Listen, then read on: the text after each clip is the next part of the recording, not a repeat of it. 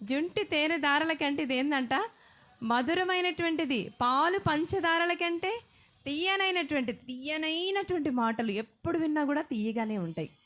ఆత్మచేత నింపబడితే ప్రతి ఒక్క వాక్యం కూడా ఎట్లుంటుందంట, మనకి తీయగానే మధురంగానే ఉంటుంది.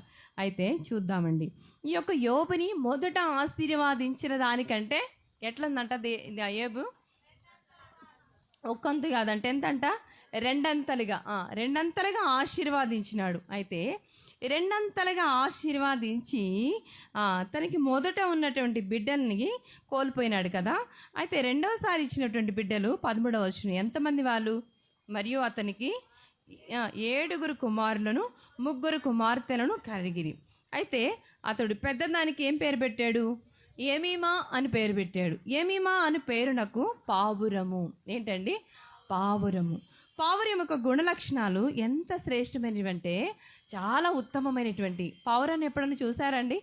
ఎంతమందికి తెలుసు పావురం అంటే? అందరికీ తెలుసు కదా. పావురం అంటే తెలియని వాళ్ళు అంటూ ఎవరు కూడా లేరు. పావురాలు అంటే సేవకుడు సామెల నాకు చాలా ఇష్టం. చిన్నప్పుడు నాకు చెప్తూ ఉంటారు ఎప్పుడు కూడా తన చిన్నప్పుడు అనుభవాలు. తన ఫ్రెండ్స్ అందరు కలిసి బావులు, పొలాల్లో ఉంటాయి కదా, వాళ్ళకి చాలా పొలాలు ఉన్నాయి కదా, అక్కడికి వెళ్ళి ఆ పావురం పిల్లల్ని పట్టుకొని వచ్చేవాళ్ళంట. పావురాలు అంటే చాలా ఇష్టం. నిస్తికి కూడా చాలా ఇష్టం. హోరేబ్లో ఉన్నప్పుడు తెచ్చుకున్న ఒక 2 పావురాలు.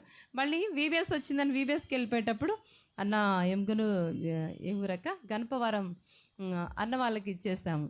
ఇవి వాళ్ళ దగ్గరే ఉంది అనమాట.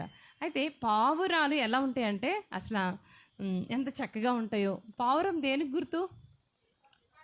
పరిశుద్ధాత్మకు గుర్తు కదా.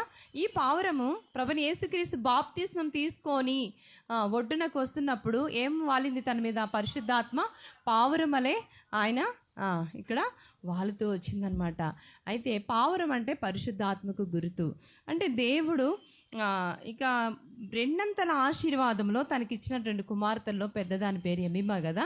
ఎమీమా అనగా పావురం అని చెప్పుకుంటూ వచ్చాము కదా.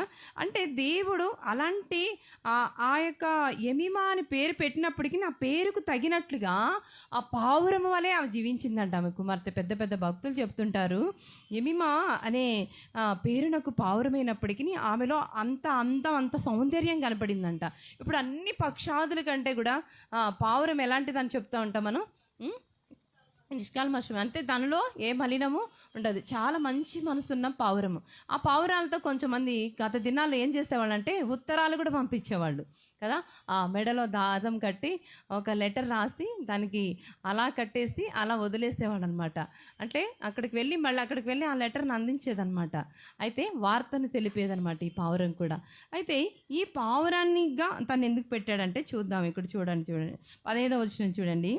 ఆ దేశమందంతటను యోబు కుమార్తెలంతా సౌందర్యవంతులు కనబడలేదు. అంటే ఆ దేశం అంతట్లో కూడా యోబు కుమార్తెలు ఎలా ఉన్నారంట?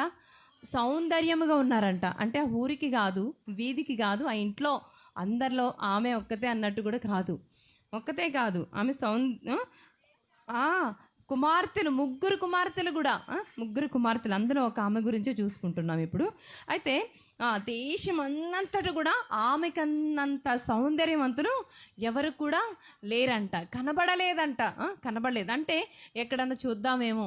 ఇక చూస్తే అందాలకు పోటీలు ఇచ్చేవాళ్ళు చాలామంది ఉన్నారు.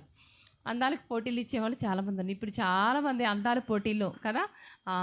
ఎంత అంటే నేను అందంగా ఉండాలని ఎన్ని ఏమంటారు వాటన్నిటిని, మేకప్లు, లిప్టిక్లు కదా, ఎన్ని ఫ్యాషన్స్ అనమాట. ఇప్పుడు ఎన్ని రకాలుగా వస్త్రధారణ ఏంటి, నేను బాగా కనపడాలని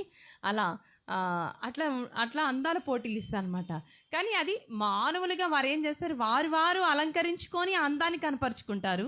కానీ ఈ యొక్క ఎమీమాకి అందమైన రూపాన్ని ఆ యొక్క ఊజు దేశం అంతట్లో కూడా అంత సౌందర్యం కలిగినటువంటి రూపాన్ని ఎవరిచ్చారండి? ఆమెకి దేవుడే ఇచ్చాడు. ఎట్లా ఇచ్చాడు యోబుకి? చెప్పండి. 2 ఆశీర్వాదించి దేవుడే ఇచ్చాడు. యోబు కోరుకున్నాడా? చెప్పండి. యోబు భార్య కోరుకుందా? చెప్పండి. ఏదైనా డాక్టర్స్ వస్తే ట్రీట్మెంట్ ఇచ్చారా? ఎవరన్నా వచ్చి మెడిసిన్ ఇచ్చారా? ఎవరన్నా వచ్చి అంజూరపు ఏదో ఒక ఆ సమయంలో ఆకు ముద్దలు అలాంటివి ఉంటాయి కదా, పాత దినాలు, అలాంటివి ఇచ్చారా? ఏం లేదు. దేవుని యందు భయభక్తులు కలిగినటువంటి యోబుకి అందమైనటువంటి 3 కూతుర్ని దేవుడిచ్చాడు. అందులో పెద్దదాని పేరు ఎమీమా అనగా పావురం.